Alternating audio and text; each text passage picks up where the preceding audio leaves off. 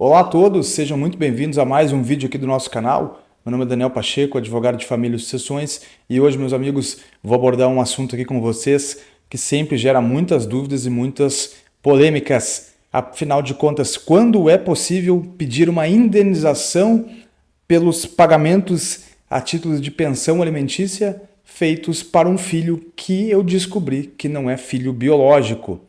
Esse assunto repercutiu inclusive na mídia nos últimos dias, no último mês, por conta de um cantor sertanejo, de uma dupla sertaneja, de uma antiga dupla sertaneja, que está cobrando judicialmente uma indenização de aproximadamente R$ 1 milhão por conta de uma situação exatamente como esta.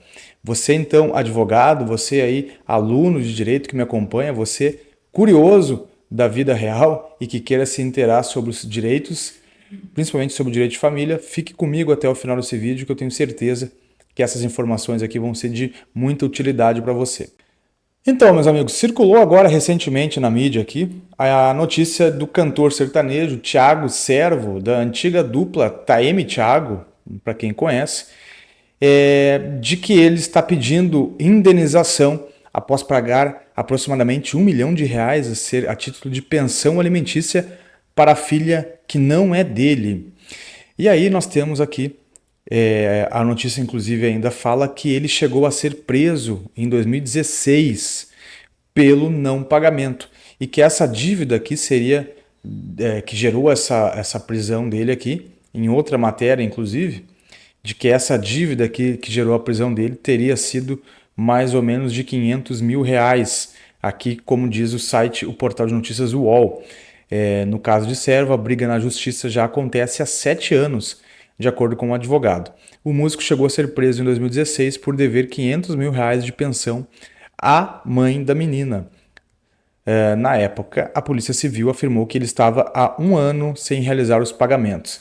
Bom, eu queria destacar com vocês aqui, sobre esse trechinho aqui da matéria, algumas incongruências, digamos assim, e eu vou te trazer para a nossa lei e explicar um pouquinho como é que funciona isso do ponto de vista um pouco mais técnico. Hoje vai ser o nosso vídeo assim.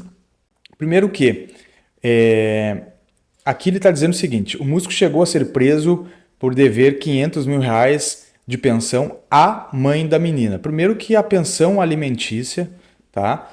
Ela não é devida para os genitores, para a genitora. Não nesse caso aqui. Nesse caso aqui, ela é devida para a suposta filha, que no caso a gente ficou já sabendo que não é filha dele.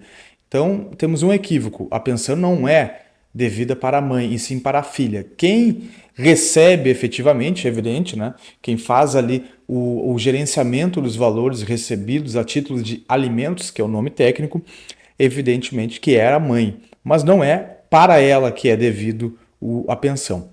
E ainda, o que gera um pouco de interrogação aqui na minha cabeça é o seguinte: na época, a Polícia Civil, não sei por que a Polícia Civil afirmaria isso, afirmou que ele estava há 1 ano sem realizar os pagamentos.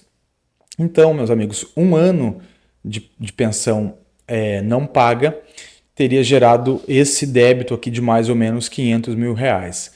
Esse ponto que eu quero te explicar. Muita gente ainda não sabe, muita gente confunde o que pode gerar a prisão, como gera a prisão, quais são os montantes que podem gerar um devedor de alimentos à prisão. Então antes de eu avançar aqui no tema e falar um pouco mais focado aqui no caso do Thiago, eu quero trazer alguns pontos e eu vou te trazer aqui junto comigo para dentro do nosso Código Civil, para a gente falar aqui no subtítulo dos alimentos. Primeiramente, os alimentos eles devem ser fixados na proporção das necessidades do reclamante, que é aquele filho, em regra, e dos recursos da pessoa obrigada. Então, é o que a doutrina chama de binômio possibilidade versus necessidade. A doutrina mais moderna ainda acrescenta mais um ponto ali, que seria a razoabilidade, ou a proporcionalidade desse valor pago. Então, a primeira situação, inclusive, que eu quero te trazer aqui é que nem sempre o valor dos alimentos vai ser fixado em 30% dos rendimentos do alimentante. Isso porque, inclusive, a lei não determina. Você não vai ver em nenhum momento aqui dizendo que os alimentos deverão ser fixados em 30% ou em até 30%. Vejam só que o parágrafo que determina isso é esse aqui, é o parágrafo 1º do artigo 1694, que fala que os alimentos devem ser fixados na proporção das necessidades do reclamante e dos recursos, ou seja, proporcionalmente. Então, nem sempre é 30%, inclusive pode ser mais do que isso. Em algumas situações pode ser menos. Então, essa é a primeira situação que eu quero te dizer. Agora, voltando lá na notícia, lembre que eu falei que ele estava há 1 ano sem realizar os pagamentos, por isso que ele chegou a ser preso. E como que isso acontece? Vejam só. O artigo 528 do Código de Processo Civil, ele determina o seguinte: no cumprimento de sentença que condene ao pagamento de prestação alimentícia ou de decisão interlocutória que fixe alimentos, o juiz, a requerimento do exequente, mandará intimar o executado pessoalmente para em 3 dias, veja só esse prazo aqui, pagar o débito, provar que o fez ou justificar a impossibilidade de efetuá-lo.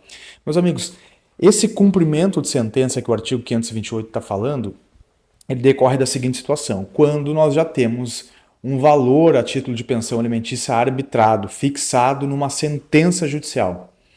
Então nós não vamos ter a possibilidade, jamais vamos ter a possibilidade de um pai ou de uma mãe, evidentemente, que pague pensão, ser presos se nós não tivermos um processo judicial que fixou a pensão alimentícia previamente a isso, certo?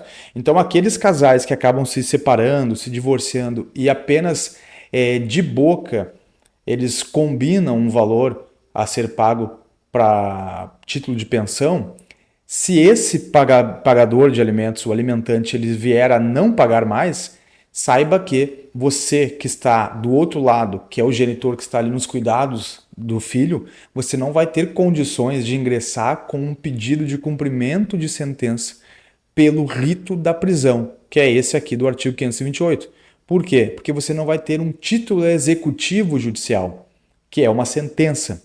Então, para que você possa acionar o judiciário requerendo para o juiz um mandamento judicial para que o alimentante pague a pensão no prazo de até 3 dias, ou prove que já pagou, ou ainda justifique a impossibilidade de fazer, você já tem que ter isso determinado num processo, certo? Mas ainda, eu não vou avançar ainda aqui nos casos de impossibilidade ou mais profundamente. Eu quero me ater à possibilidade da prisão. Se ele não pagar em 3 dias, não provar que já tinha pago ou justificar, tá? E aí, nas possibilidades de justificativa, elas são as que estão aqui no código, tá? O juiz vai expedir um mandado de prisão. Só que o que acontece, meus amigos? Por que eu te falei e chamei a atenção que aquela notícia ali me parece um pouquinho estranha? 1 ano sem pagar pensão e foi preso. Porque olha o que diz o parágrafo 7º do artigo 528. O débito alimentar que autoriza a prisão civil do alimentante é o que compreende até as 3 prestações anteriores ao ajuizamento da execução e as que se vencerem no curso do processo. Então vejam só, isso aqui é a informação mais importante até agora que eu quero conversar com vocês. Até vou voltar para a tela aqui. Essa é a informação mais preciosa que eu quero te trazer. Por quê? Vamos pegar o exemplo aqui do Thiago, tá? Ele está devendo 12 meses de pensão, 1 ano de pensão, 12 prestações. E aí o advogado da mãe, representando a filha, ingressa com um pedido de pagamento, de cumprimento de sentença pelo rito da prisão.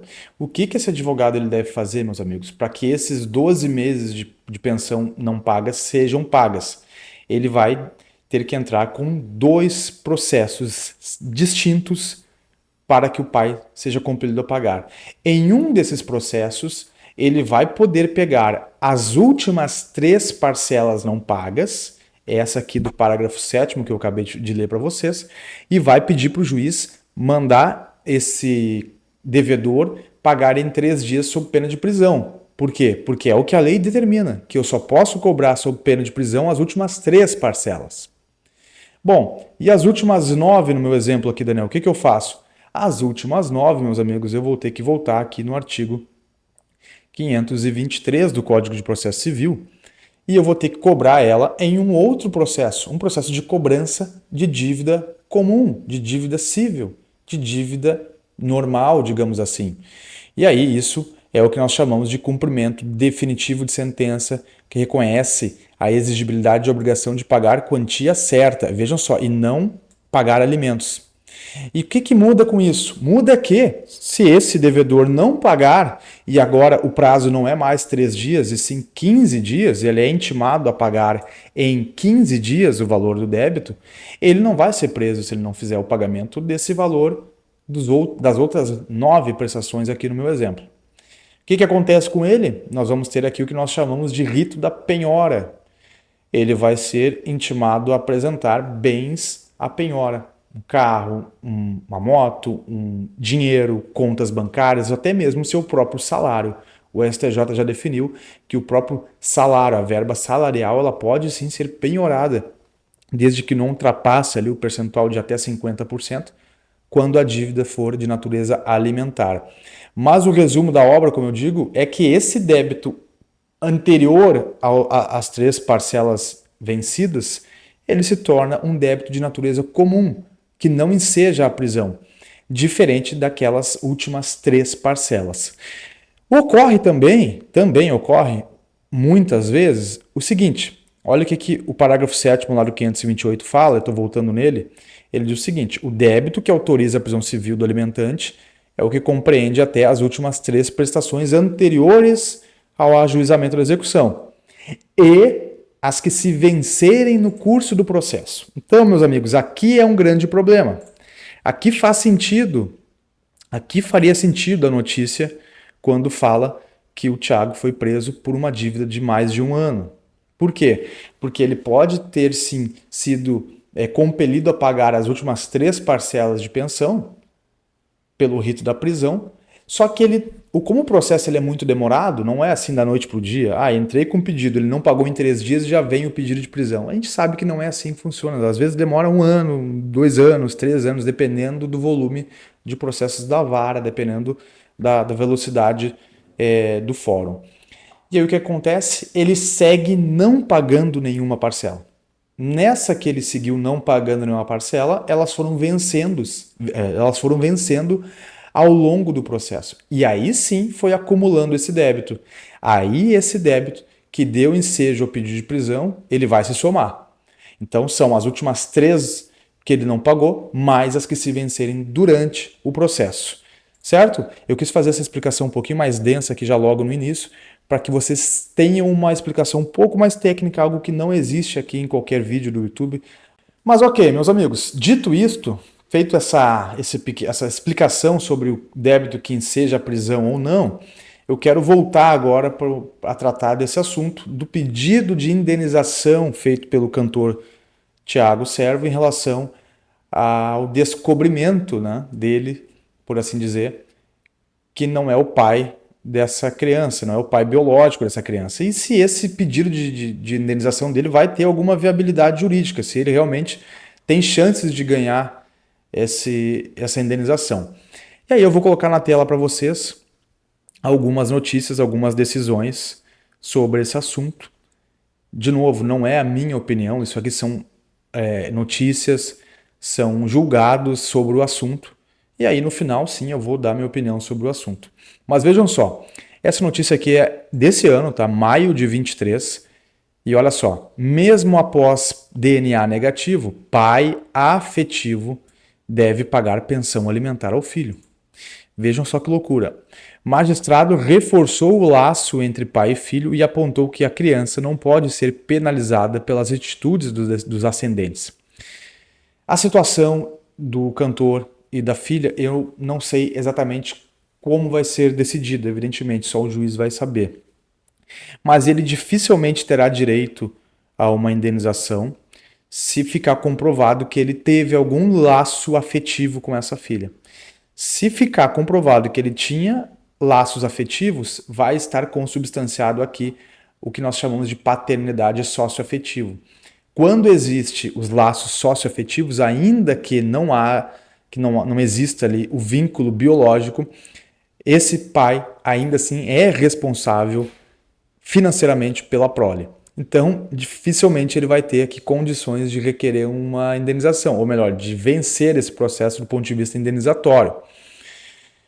Diferente, meus amigos, seria em relação à imputação da falsa paternidade biológica a ele. Aí sim, se essa indenização que as notícias estão dando conta aqui, se derem em relação à imputação falsa da paternidade biológica e esse dano que ele está cobrando for um dano moral, as chances dele aumentam consideravelmente. Porque daí sim nós temos muito mais decisões nesse sentido, como é o caso aqui do Tribunal do Distrito Federal. Imputação de falsa paternidade biológica gera reparação por dano moral, veja só, que essa já é uma decisão mais antiga, de 7 anos atrás. E a jurisprudência atual também permanece dessa maneira. Então, meus amigos, assim, em linhas gerais, o que pode dar ensejo a uma reparação por dano moral para o cantor é a imputação da falsa paternidade biológica pela mãe da menina, pela responsável, pela genitora. Essa sim é uma imputação que é passível de dano moral. Diferente do que ele poderia cobrar dessa genitora ou dessa mãe, o valor pago a título de pensão, essa reparação por dano material.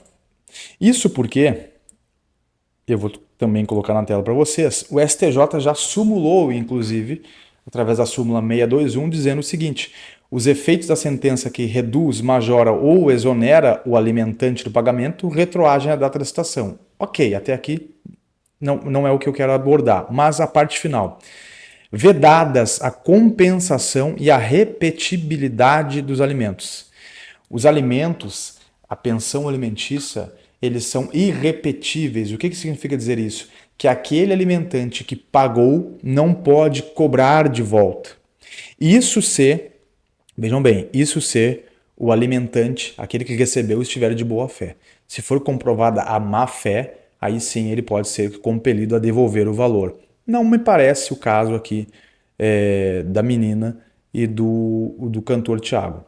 Então, essa é uma situação muito mais delicada. Se ele estiver efetivamente cobrando indenização pelo dano material, dificilmente ele vai conseguir uma sentença procedente.